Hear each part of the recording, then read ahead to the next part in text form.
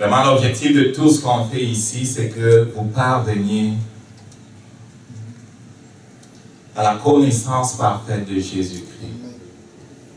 C'est la connaissance parfaite de Jésus-Christ qui va nous permettre, en tant qu'individu et en tant qu'Église, de recevoir ce que le Père nous donne.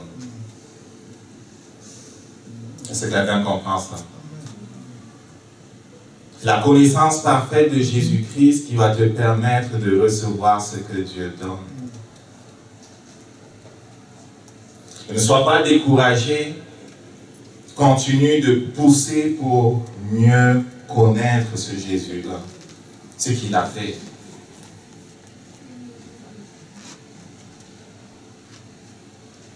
Et ça va amener des changements dans ta vie.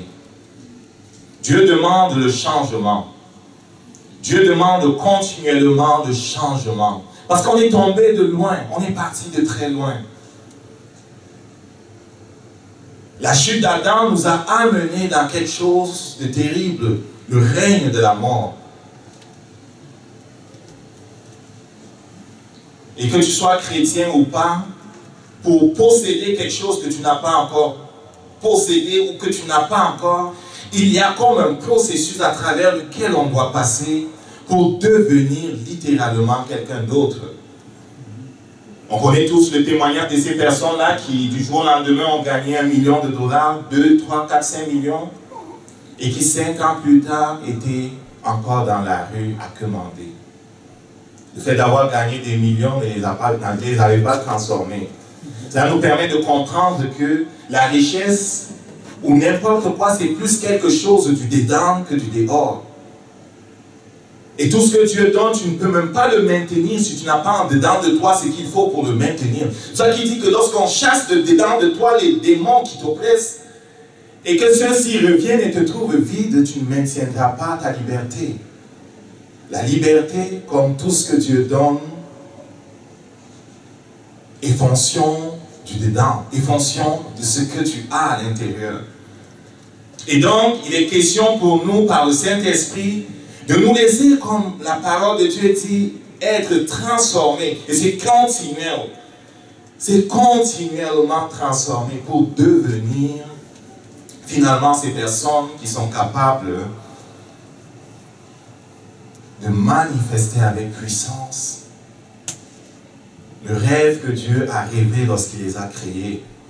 Dieu n'a créé aucun échec. Tu n'es pas un échec.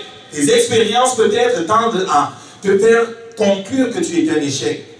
Et le pattern dans ta famille, le pattern, tes oncles, tes tantes, tendent à te faire conclure que vous êtes une famille maudite. Mais Dieu n'est pas un échec. Genèse nous dit quand il a créé toutes choses, c'était parfait. Peut-être le menteur a réussi à te faire croire que tu es différent des autres.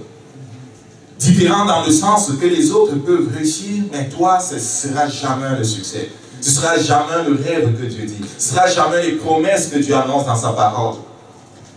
Parce que tu serais, je ne sais pas, maudit, enchaîné, je ne sais plus quoi encore.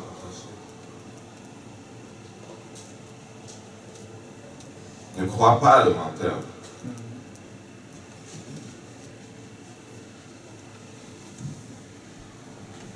Ne crois pas le menteur. Amen. Dis à ton voisin, ne crois pas le menteur.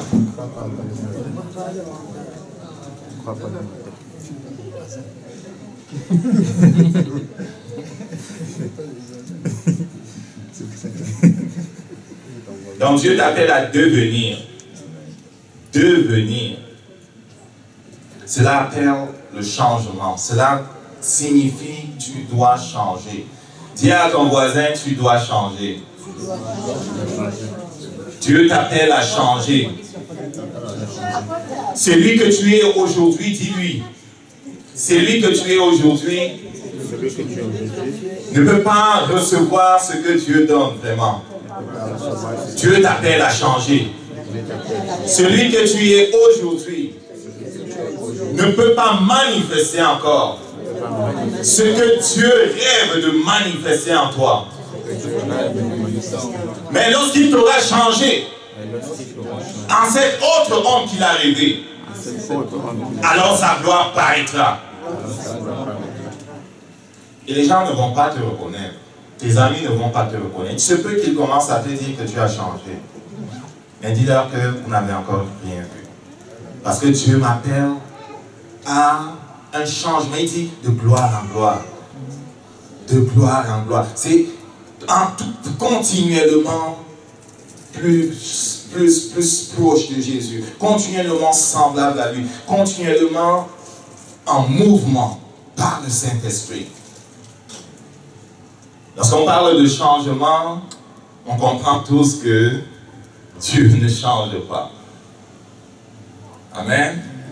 C'est nous qui changeons, c'est le monde qui change, c'est les organisations qui changent, c'est les cultures qui changent, c'est les idées, c'est les philosophies des hommes qui changent.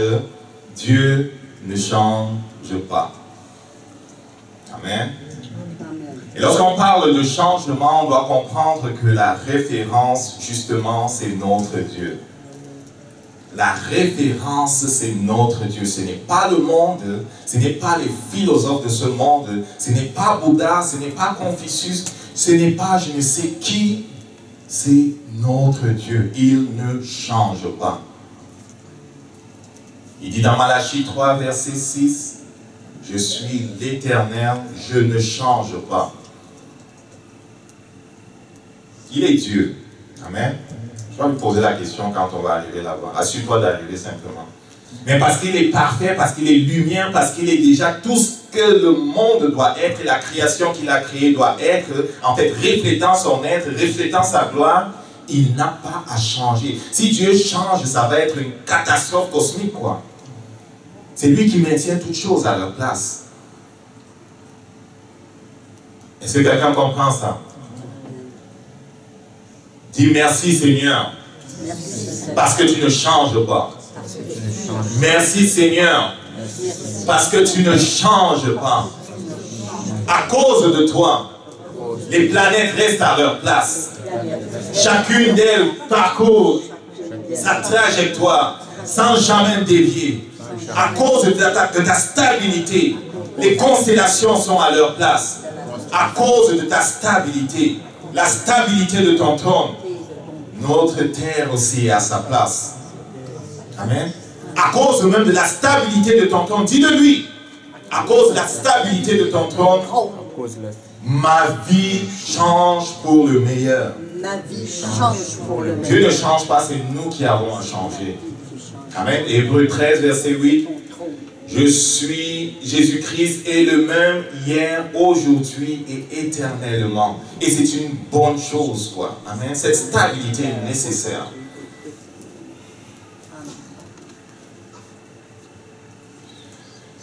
Ce qu'il faut comprendre à propos du changement que Dieu nous demande, c'est que on ne peut pas déroger à ce changement si l'on veut recevoir ce qu'il donne, si l'on veut être celui qu'il a rêvé, si l'on veut manifester sa gloire dans ce monde. On ne peut déroger à ce changement. On comprend ce que ça veut dire? Tu ne peux pas ne pas le faire, c'est un must. Ou tu changes, ou tu meurs dans ton péché. Ou tu changes, ou tu meurs dans l'échec. Ou tu changes, ou tu meurs dans ce que tu as et qui n'est pas l'abondance qu'il a prévue.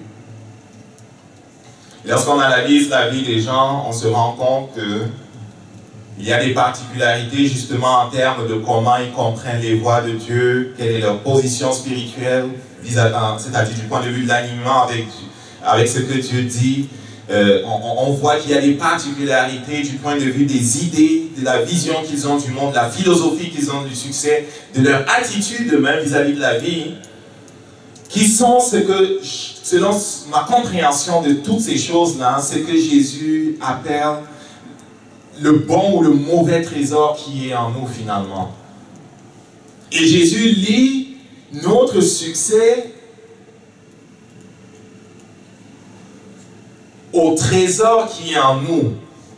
Okay? Matthieu 12, verset 35. Dans Matthieu 12, verset 35, il dit « L'homme bon tire de bonnes choses du bon trésor qui est en lui. l'homme mauvais, on comprendra, tirera de mauvaises choses, du mauvais trésor qui est en lui. Et toutes ces choses qui sont en nous, c'est attitude, idée, conception de la vie, notre position spirituelle, notre compréhension des voies de Dieu, ainsi de suite. C'est ça qui définit notre personne et selon Jésus, influence ce qu'on est capable de réaliser finalement. Et donc ces choses sont appelées à changer, c'est ce que j'appelle devenir. Il faut qu'on devienne une autre personne littéralement. C'est un processus, c'est pas une affaire d'une seule journée. C'est un processus qui peut être long ou court, dépendamment de comment on se soumet à Dieu, pour être l'autre personne qui est capable de manifester le succès selon Dieu. Et pour moi, le succès, rapidement, le succès, c'est ce que Dieu appelle succès. Et Dieu appelle succès quelqu'un qui réalise son rêve. Pas le rêve de la personne, mais le rêve de Dieu. La même façon que les hommes ont, par exemple, créé une bicyclette pour qu'elle nous transporte d'un point A à un point B, un avion pour qu'il décolle et fasse un certain nombre de choses, créer une entreprise ou une usine pour qu'elle fabrique telle chose et qu'ils sont satisfaits de ce que fait ou l'avion, ou la voiture, ou l'usine parce qu'elle fait exactement ce pourquoi elle a été créée. Dieu nous appelle succès lorsque, plutôt que de nous révéler, on se soumet à son Saint-Esprit jusqu'à ce que ce Saint-Esprit nous transforme pour qu'on soit des personnes qui réalisions finalement ce que Dieu, en nous créant, a rêvé. Dieu a rêvé à quelque chose de précis que tu devais faire dans ce monde pour lui. Est-ce que quelqu'un comprend ça? Alors que plusieurs rêvent seulement comment amasser l'argent et voyager à Cuba, et puis ici et là-bas, c'est pas mauvais, hein? Dieu a créé les hommes pour plus que le voyage simplement. Surtout lorsque c'est simplement pour se faire plaisir. Est-ce que quelqu'un comprend ça? Amen. Si ta vie ne tourne qu'autour de ça, hein, te donner du plaisir, je ne suis pas sûr que c'était pour la raison que Dieu t'a créé. Il ne t'a pas créé pour te donner du plaisir, toi là, en tant qu'individu égoïste. Il t'a créé pour répondre à un besoin parce qu'il t'a vu comme une solution, un instrument entre ses mains. Il t'a créé pour que tu le serves. Tu lui appartiens. Satan s'est rébellé et pousse toute la création à se révéler. Tous nous lui appartenons et lui devons obéissance. Quand je parle comme ça, on pense que je suis tyrannique, mais non, c'est pas ça. C'est que c'est normal. Est-ce que tu comprends ça? Que c'est normal que tu rendes à Dieu l'honneur qui lui est dû. Est-ce que quelqu'un comprend ça? Est-ce que tu comprends que c'est normal que tu rendes à Dieu l'honneur qui lui est dû par ton obéissance et par ta poursuite acharnée de son rêve, par ta vie centrée sur lui? Est-ce que tu comprends ça? Est-ce que tu comprends ça? Amen. En dehors de cette position, le ciel te considère comme un rebelle. Ok? Je vais te dire les choses comme elles sont. Ce n'est pas devant le trône blanc ou celui du jugement de Christ que tu vas l'entendre. Tu vas l'entendre ici.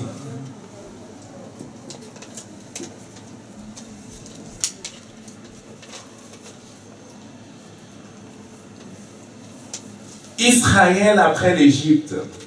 Il a fallu 40 années pour faire sortir l'Égypte du cœur du peuple. Ils ont été pendant 430 ans sous l'esclavage en Égypte. Ils ont été écrasés. Ils avaient toutes les excuses, on peut dire. Ils ont travaillé pour Pharaon. Ils ont vu les Égyptiens adorer les autres dieux. Ils ont connu la souffrance. Ils ont été esclaves. Ils ont été frappés. Ils n'ont connu que misère et misère. Ils ne connaissaient pas vraiment Dieu. Et Dieu les sort de là en une nuit. Il les amène dans leur désert, il leur parle de ce que c'était leur privilège. La génération qui est sortie de l'Égypte, c'était leur privilège d'entrer dans la terre qui avait été promise à Terah, à Abraham et aux autres. On connaît tous, cette génération s'est perdue dans le désert. Amen. Celle qui devait entrer a été perdue. Pourquoi? Parce que les premiers n'ont pas pu être changés. Dieu n'a pas réussi à les changer. Il a dû attendre les enfants de ceux-là. C'est seulement les enfants de cette première génération qui normalement devaient entrer dans la terre promise qui a pu être changés dans leur être intérieur. Leurs dédains étaient pleins de l'Égypte, pleins de la pensée du monde de ce temps-là. Dieu n'a pas pu les amener en Canaan. C'est leurs enfants qui ont pu connaître le changement que Dieu voulait dans leur être intérieur et qui ont pu entrer dans Canaan. J'espère que cela n'arrive pas avec toi.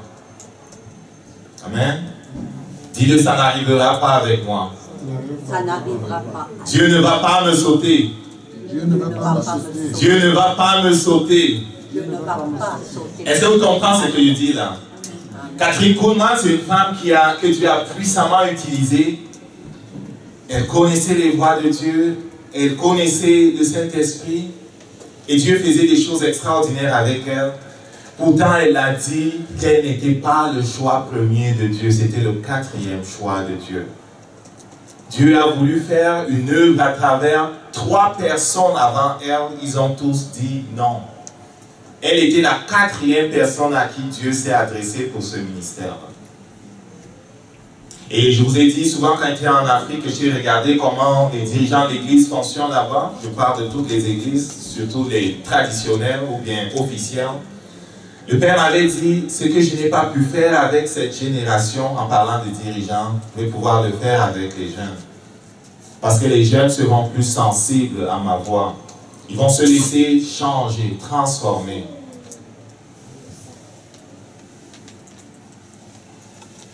Une génération a été nécessaire pour que Dieu puisse faire avancer son plan. Le plan de Dieu, ne t'inquiète pas, va avancer. La question c'est, est-ce que ce sera avec toi ou pas? Si tu résistes au changement que demande le Saint-Esprit, il va te sauter. Ouvre la bouche et dis, je ne vais pas être sauté. Je ne vais pas être sauté.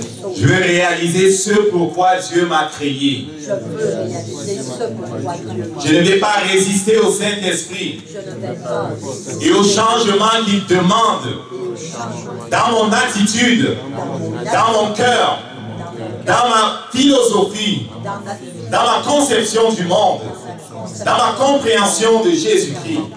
Je ne veux pas résister au changement que demande le Saint-Esprit. Mon frère, c'est extrêmement important ce dont on parle là. Les gens n'aiment pas changer. Les études démontrent qu'il y a une résistance que les gens offrent à toute tentative de changement. Et cette résistance est quasi naturelle.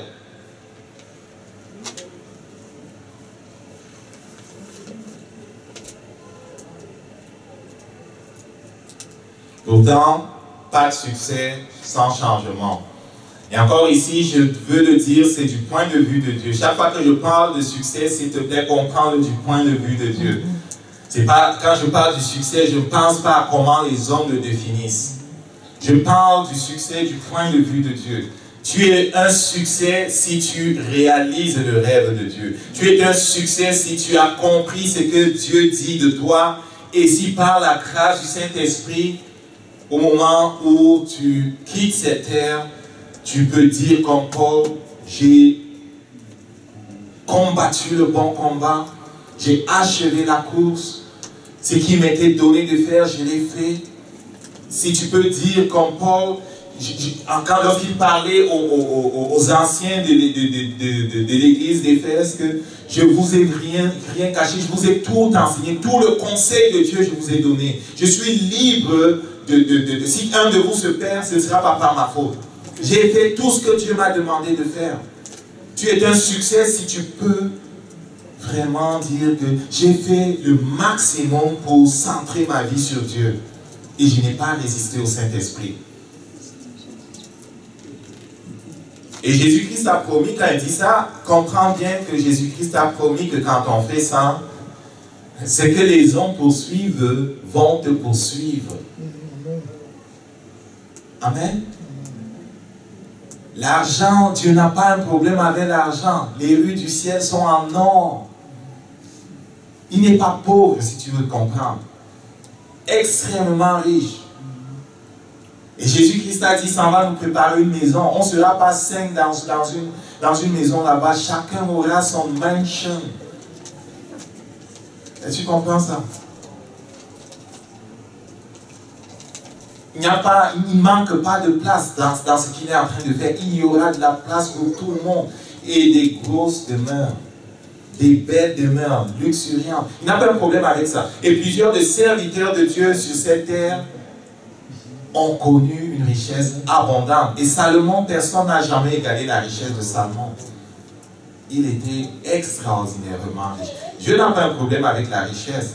Dieu te dit, poursuis ce que je mets dans ton cœur, tes besoins seront pleinement comblés. Tu auras suffisamment pour toi-même et encore pour les bonnes œuvres que je t'appelle à réaliser. Le problème, c'est qu'on veut courir après la richesse alors qu'on n'est pas prêt à gérer la richesse. Ça gonfle la tête, la richesse. Être riche et rester humble, c'est difficile. Quand tu es quelqu'un on ouvre la porte de la voiture pour que tu entres, monsieur le président, machin, on marche devant toi, on te donne partout où tu passes, monsieur, ça gonfle la tête. D'avoir un compte avec 4 millions de dollars, milliards de dollars, ça gonfle la tête. Que tout le monde cherche à te voir, que tout le monde t'appelle, veut te rencontrer, ça gonfle la tête. Dieu veut que ton cœur soit tout à lui, pour que lorsque viendront ces choses, elles ne posséderont pas ton cœur. Tu resteras un serviteur fidèle, qui connaîtra que je n'ai rien, il n'y a rien que j'ai que je n'ai reçu. Et je suis simplement un dispensateur des richesses de Dieu, spirituel comme matériel. C'est ça le succès. Donc, de quelque forme qu'elle soit, spirituelle, organisationnelle, culturelle, technologique, et que veux-tu encore, les gens n'aiment pas le succès. Regardez même dans vos entreprises ou n'importe où, quand on veut amener un changement, quand un gouvernement peut même changer une simple loi, j'étais en France à Toulouse, pendant qu'on voulait changer une loi sur le travail, tout le monde marchait là-bas, ils ne veulent pas que tu touches, je ne sais pas comment ils appellent ça, les gens n'aiment pas le changement. Pourtant, le Saint-Esprit dit, il faut que tu changes. Nicodème vient rencontrer Jésus une nuit. Il dit, Rabbi, nous savons que tu es un maître qui est envoyé de Dieu. Patati, patata, Jean chapitre 3. Jésus de lui répond directement, personne ne peut voir le royaume de Dieu à moins qu'il naisse de nouveau. C'est le changement. Et Jésus-Christ avait dit ailleurs qu'on ne peut pas mettre du vin nouveau dans des vieilles outres. C'est du changement. Partout dans la Bible, le Saint-Esprit parle du changement. Lorsque Jean-Baptiste commence à annoncer le message de la venue de Jésus-Christ, tu peux le voir dans Actes au chapitre 3, il dit, répentez-vous. C'est le changement. Tu ne peux pas entrer dans ce que Dieu donne en restant toi-même. Et que les gens, j'ai rencontré, qui disent qu'ils veulent plaire à Dieu, ils veulent servir Dieu. Lorsque tu leur parles d'une simple chose comme la nouvelle naissance, il va te fuir. Hein? Amen. Parlons pas de baptême, du Saint-Esprit. Oh. Laisse-moi là. Oh, c'est quoi ça encore? Pardon, ne m'amène pas dans ces affaires. Laisse-moi là. Laisse-moi là. Laisse-moi là. Oh, c'est quoi ça encore? Parlons pas de baptême, du Saint-Esprit. Oh, laisse-moi là. Laisse-moi là. Laisse-moi là. Oh, c'est quoi ça encore? Pardon, ne m'amène pas dans ces affaires. Laisse-moi là.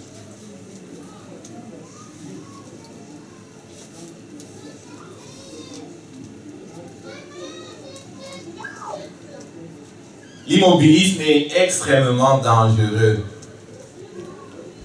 Et quelqu'un a dit, en temps de turbulence, le plus grand danger est moins les turbulences que l'entêtement à agir avec la logique d'hier. Est-ce que tu comprends ça? C'est ma traduction. C'est Peter Drucker qui l'a dit.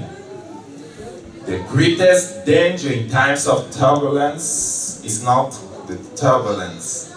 It is to act with yesterday's logic. Est-ce que tu comprends ça? Le grand danger en temps de turbulence n'est pas tant la turbulence, mais c'est de s'entêter à agir de la même façon que hier. Écoute, la façon d'hier, c'est toi qui t'es emmené dans le trouble. Si tu ne changes pas la façon d'hier, tu ne sortiras pas du trouble. Anyway, mais on l'a compris, les gens n'aiment pas changer. Écoute, les gens n'aiment pas changer. Ils ne veulent pas simplement changer. Je pense. On le voit au niveau organisationnel, dans les entreprises et partout. Hein? On le voit aussi au niveau même personnel. Pourquoi le changement est si difficile à mettre en œuvre? Les gens ont avancé des raisons. Ça, c'est beaucoup plus le plan organisationnel, mais cela peut se voir aussi sur le plan personnel. La première raison que celui-ci dit, c'est que les gens ne sont pas disposés.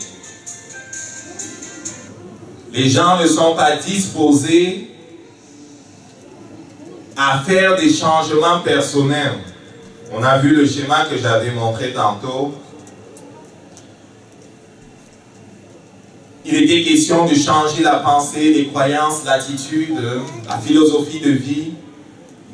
Chaque fois qu'il y a une demande de changement, les gens résistent parce qu'ils ne veulent pas changer leur pensée, leurs croyances, leurs attitudes, leur façon de faire. Ils ne veulent rien changer. C'est pour ça qu'ils résistent au changement. Tu vas voir des gens qui vont, par exemple, aller dans des milieux collectifs et vouloir fonctionner comme s'ils étaient dans leur maison. Ça ne marche pas. Aller dans des condominiums habités et vouloir vivre comme s'ils avaient une vie familiale. Ça ne marche pas. Est-ce que quelqu'un comprend ça? Ou bien, en tant que jeune homme, épouser une jeune fille et vouloir continuer de vivre comme un célibataire. Ça ne marche pas. À partir du moment où tu l'as épousé, mon ami, il dit que vous êtes devenus une. Et donc, ce que l'un fait, que tu veuilles ou pas, influence l'autre. Excusez-moi, je change le micro. C'est ça, hein?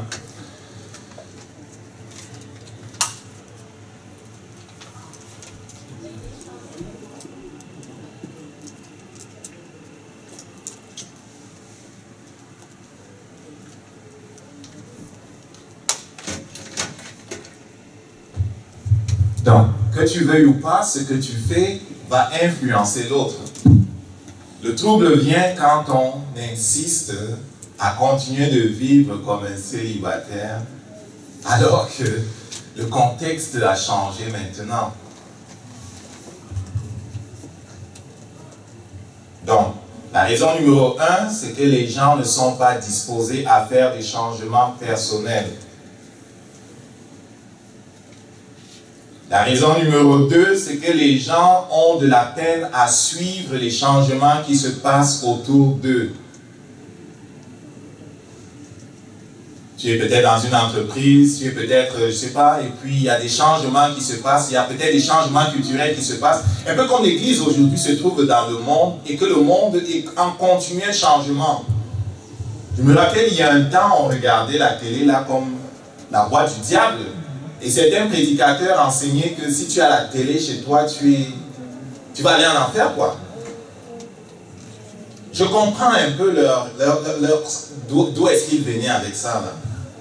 C'est que lorsque la télé a commencé, et que Hollywood s'est mis à faire des films, c'était jamais la promotion de Jésus. C'était tout à propos de la promotion d'une vie diluée, d'une vie qui n'avait rien à voir avec l'évangile. Et donc, plutôt que de dire que nous, on va entrer dans l'industrie du média et l'utiliser, parce qu'on sait que c'est un véhicule de transformation de la société, on va l'utiliser pour faire avancer notre vision du monde et en fait le royaume de Dieu. Il prêchait que si tu as la télé chez toi, tu es du diable. Amen. J'ai la télé chez moi, je ne suis pas du diable. Je sais quoi mettre et quoi pas mettre. Et par la grâce de Dieu, les chrétiens ont compris que il faut avoir des télévisions chrétiennes, il faut avoir des trucs chrétiens, ainsi de suite, ainsi de suite. Il faut proposer des contenus chrétiens.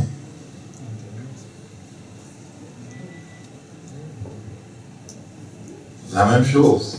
Les changements vont venir. Même quand on est dans nos maisons, les changements vont venir. Si on ne fait pas les changements nécessaires dans la famille, il y aura des problèmes. Écoute, là, quand j'étais avec Bénédicte à Strasbourg, là, c'était différent que quand il y avait les enfants. C'était différent. Elle rentrait de l'école, moi je rentrais d'où je rentrais, on était seuls à la maison, on cuisinait, on s'asseyait, on priait pratiquement. Je veux dire, on avait un programme pour nous, on était nous quoi, tu comprends? Mais les enfants s'en viennent. Si je commence à dire que je veux continuer de vivre comme quand il n'y avait pas des enfants, qu'est-ce que tu penses? Ça ne va pas. Est-ce qu'on comprend? Je prends un peu des exemples pour montrer que les gens parfois résistent bêtement au changement. Ça ne marche pas.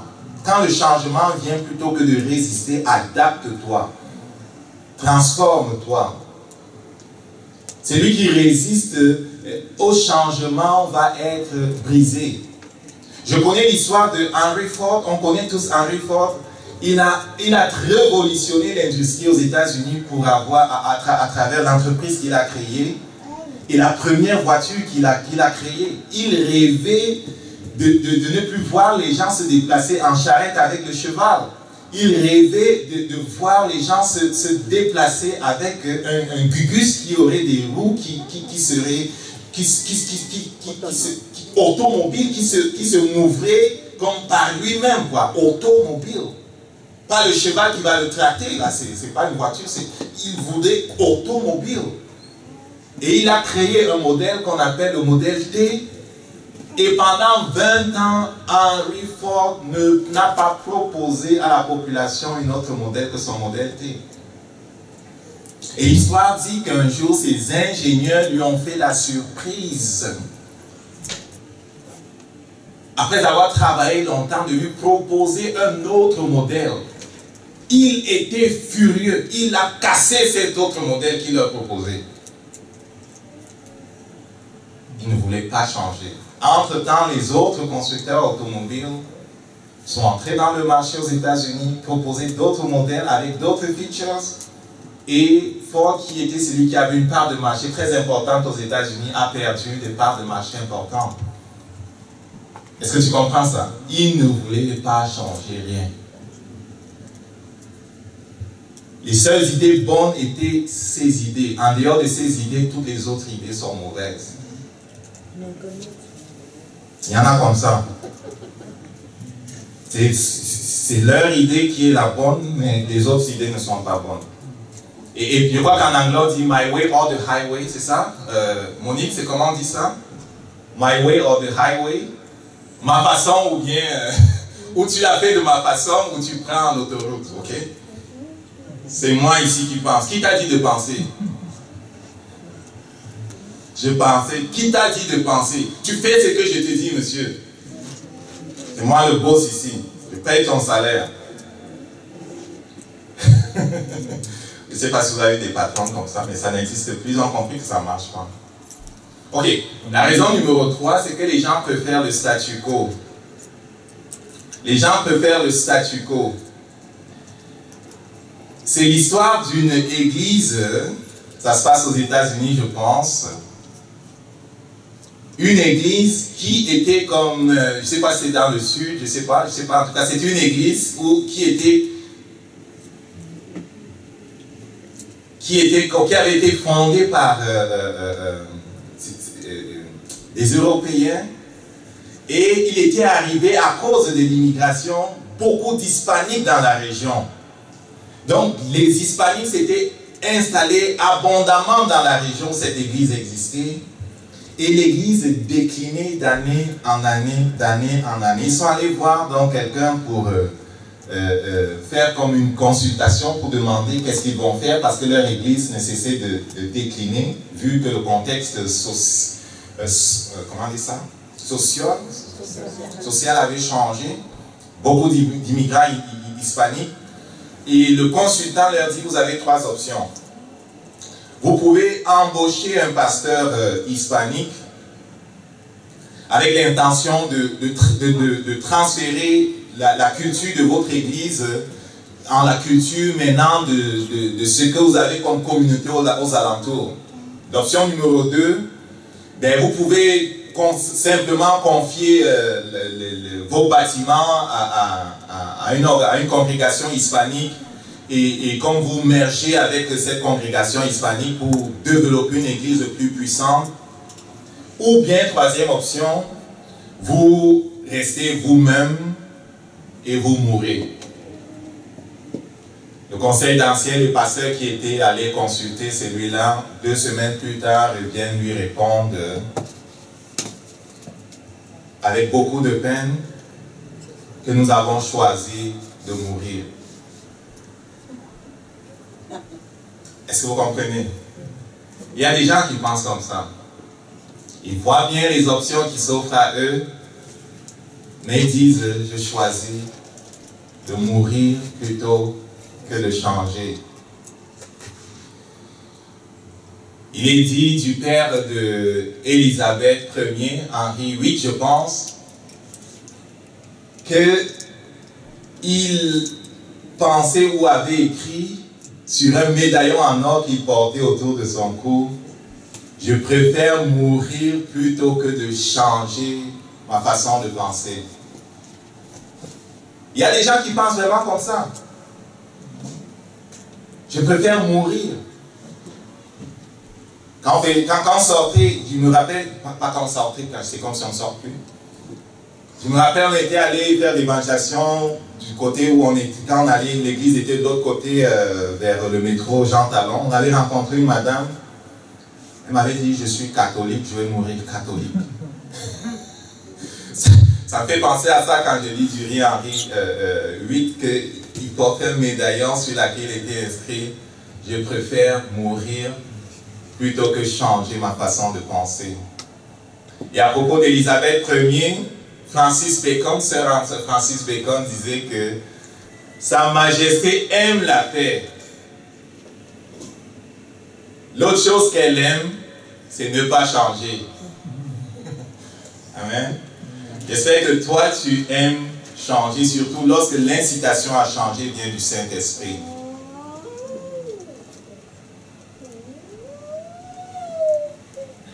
L'autre raison, c'est que les gens espèrent naïvement que les choses vont s'améliorer, que le problème va disparaître par lui-même.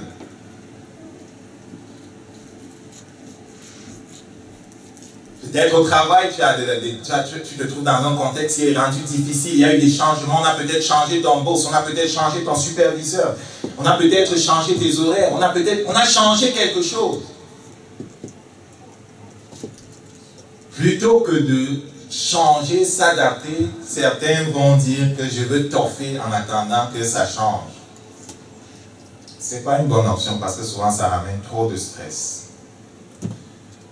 Lorsque le changement n'est pas contre mes convictions, contre le Saint-Esprit, je suis souvent d'avis à le faire, je suis correct. Donc, si ça ne touche pas à mes core values, je vais le faire.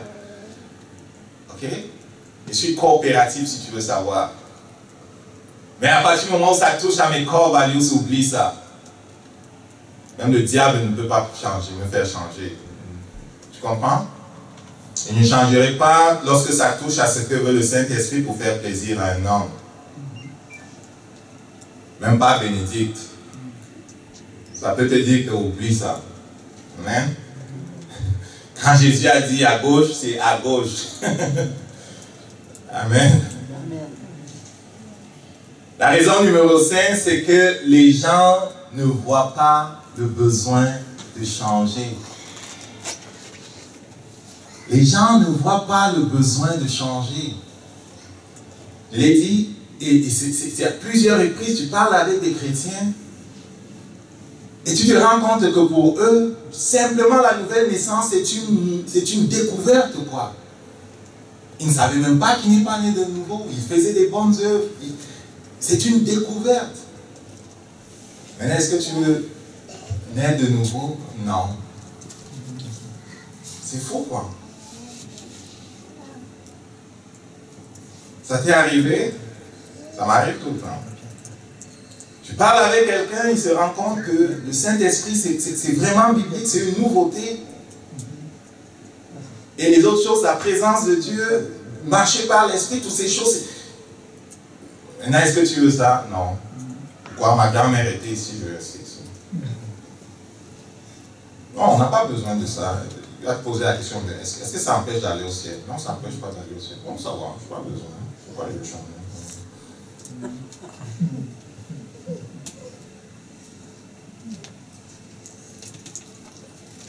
Ça va t'empêcher d'être celui qui va manifester le rêve de Dieu pour toi.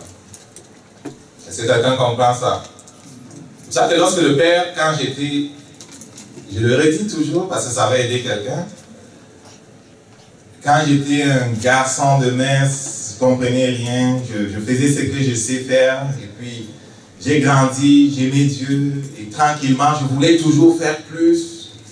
Très engagé avec les sœurs, les prêtres, allant ici et là, très engagé toujours, je voulais faire plus. Lorsqu'il me montre que le salut est personnel et que ce n'est pas sanguinaire, entre guillemets, pour rire un peu, je dis que, hey, donc c'est pas parce que papa est chrétien que je suis chrétien. Bon, il faut que je règle cette affaire-là moi-même. Plus tard, il me parle d'autres choses.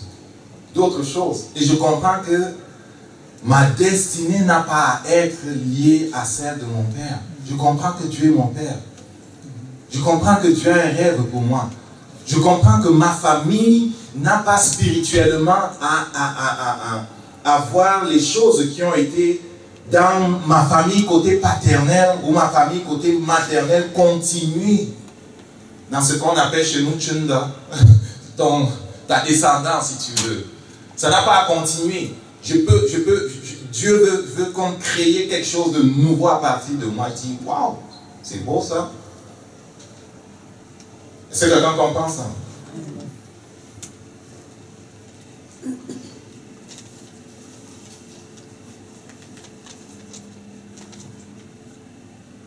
Et je vois que c'est beau et c'est de plus en plus beau parce que ce vers quoi il m'amène, où il nous amène maintenant en tant que famille, n'est que beau quoi. Amen. Le besoin de changer vient de ce que c'est la seule façon de permettre au Saint-Esprit de faire tout ce qu'il veut faire. Pas à moitié, pas à 20%, tout ce qu'il veut faire. À moins que tu te laisses totalement changer, le Saint-Esprit sera handicapé. Handicapé. On connaît l'histoire dans Actes au chapitre 18 de cet homme-là qui était venu d'Alexandrie, connaissant l'Ancien Testament, vraiment très bon. Et il arrive à Corinthe, là où Paul se trouvait avec Aquila, avec sa femme, Priscille.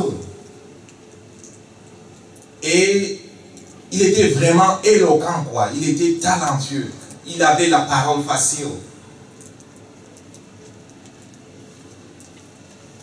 Alors que Aquila et Aquile entendent cet homme-là prêcher, ce jeune homme, Apollos, qu'il se nommait à partir du verset 24, un juif nommé Apollos, originaire d'Alexandrie, homme éloquent, versé dans les Écritures, vient à Éphèse. C'est à Éphèse plutôt, je me suis trompé. Donc, il était instruit dans les voies du Seigneur, fervent d'esprit, annoncé et enseigné avec exactitude de ce qui concerne Jésus, bien qu'il ne connût que le baptême de Jean. Il connaissait que le baptême de Jean. Okay? Il faisait une job qui n'était pas mal. C'était certainement plus de 50% son affaire. Le Saint-Esprit avait à le noter. Au verset 26, il est écrit par le Saint-Esprit qu'il se mit à parler librement dans la synagogue. Aquila et Priscille, l'ayant entendu, le prirent avec eux et lui exposèrent plus exactement la voix de Dieu. Le Saint-Esprit est en train de nous dire ici que bien qu'il faisait une job qui n'était pas mal, Apollos ne connaissait pas tout le conseil de Dieu encore. Ce n'était pas parfait sa connaissance de Jésus-Christ. Est-ce que quelqu'un comprend ça? Il était éloquent, il faisait une belle job, mais le Saint-Esprit ne pouvait pas encore dire c'est parfait. C'est le Apollos que j'ai rêvé. Il y avait encore une couche à passer. Il y avait une transformation à faire. Aquila et Priscille, instruments entre les mains du Saint-Esprit, lui exposent plus exactement la voix de Dieu. Et que de fois le Saint-Esprit a essayé de t'exposer plus exactement la voix de Dieu. Et beaucoup disent, bah ça c'est ce que on m'a appris, moi je pense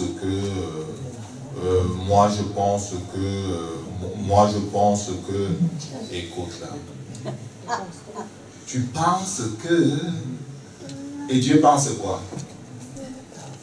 Quand je parle avec quelqu'un qui dit qu'il est chrétien et qui dit à plusieurs reprises qu'il pense que ça commence à mériter. Surtout quand c'est sa pensée personnelle, ça mérite quoi? Chrétien, pensée personnelle, ça sort d'où ça? Les anges se grattent la tête. Ils n'ont pas compris. Christ est roi, Christ est roi, Christ est roi. Moi, je pense que...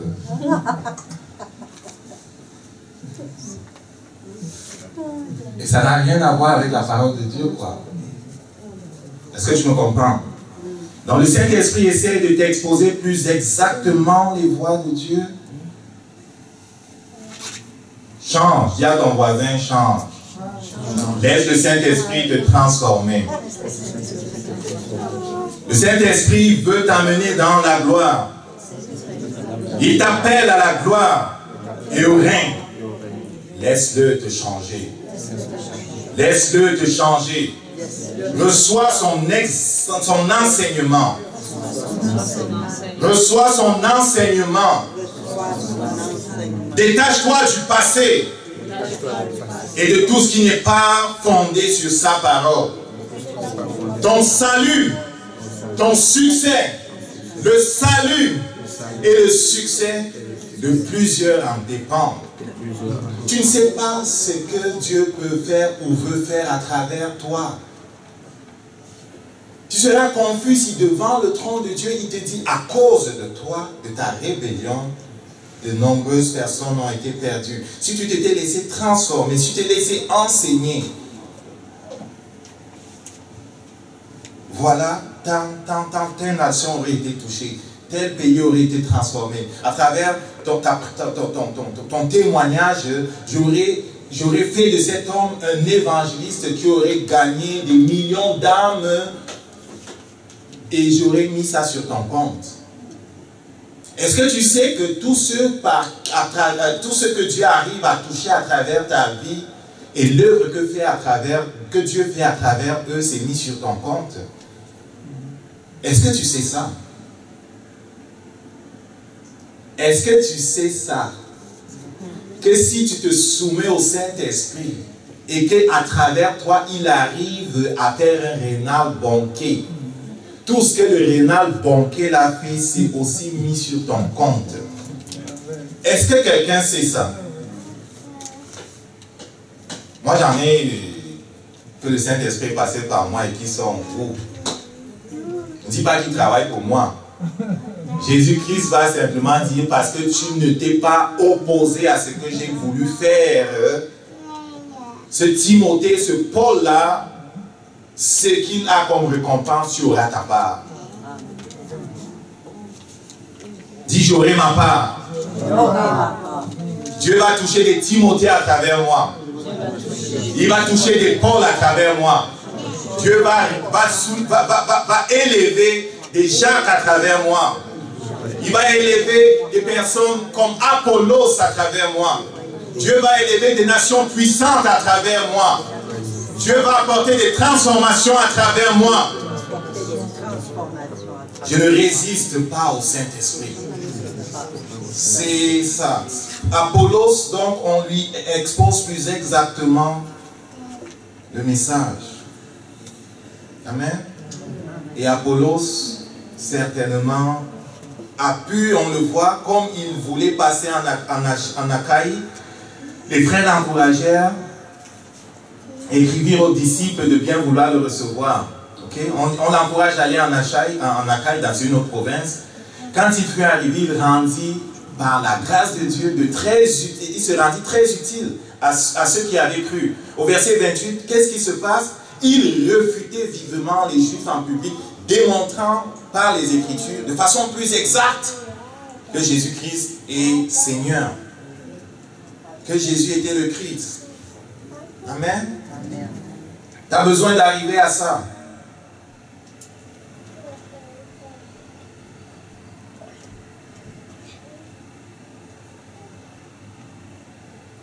Et lorsque le changement touche à des institutions, à des organisations, les gens ne veulent tout simplement pas s'engager dedans parce qu'en partant, ils pensent que c'est trop difficile. Mais le changement n'est pas trop difficile lorsque c'est Dieu qui l'a initié. Amen.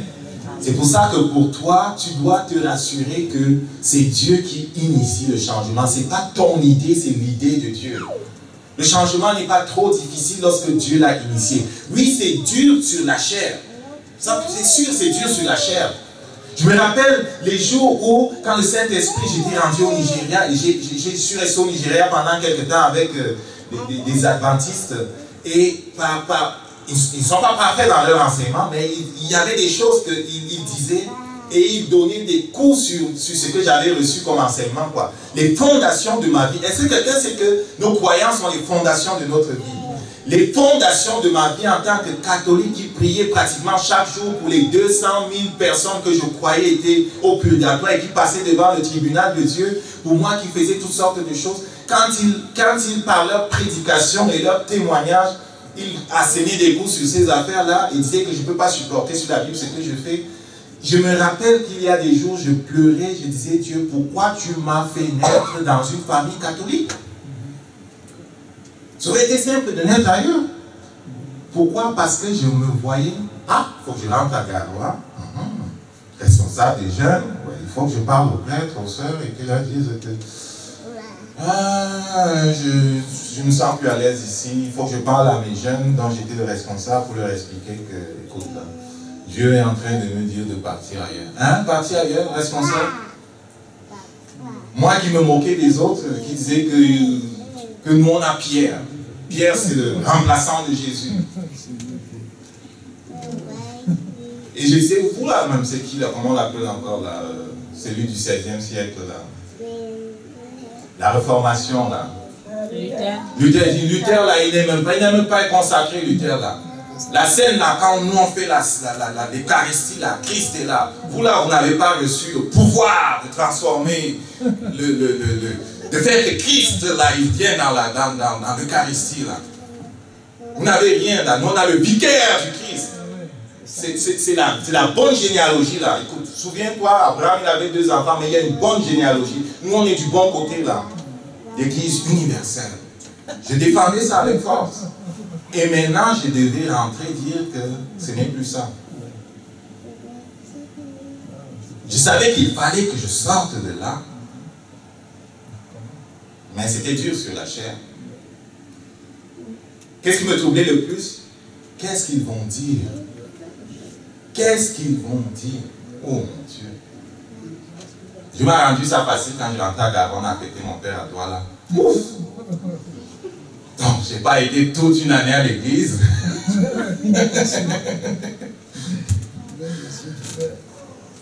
C'est à Douala que j'ai expliqué à mon père que je devais quitter l'église.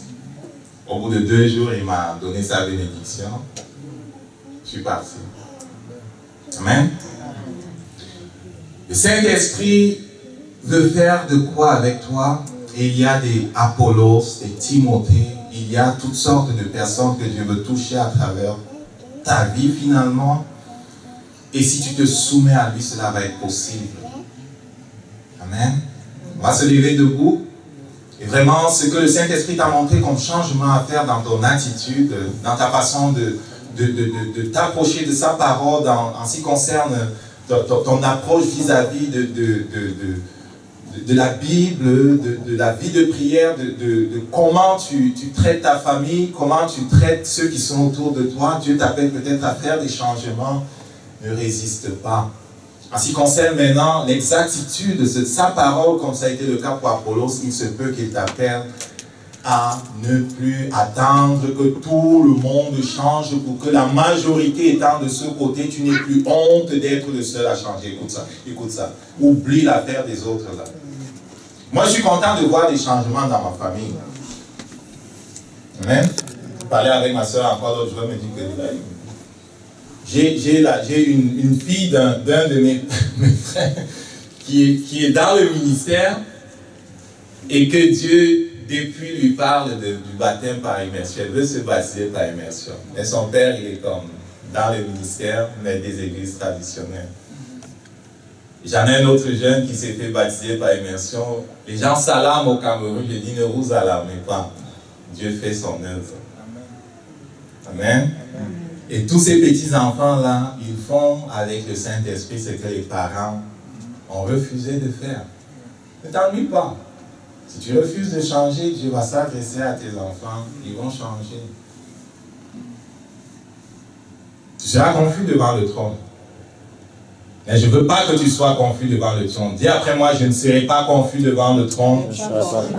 J'obéis au Saint-Esprit et je fais les changements qu'il faut dans ma vie pour la gloire de Jésus-Christ. Parce que j'appartiens à Jésus-Christ. Je ne m'appartiens pas à moi-même.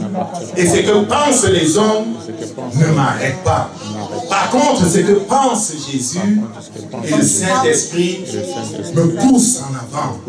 Plus en lui, pour sa gloire et pour le malheur de Satan. Amen.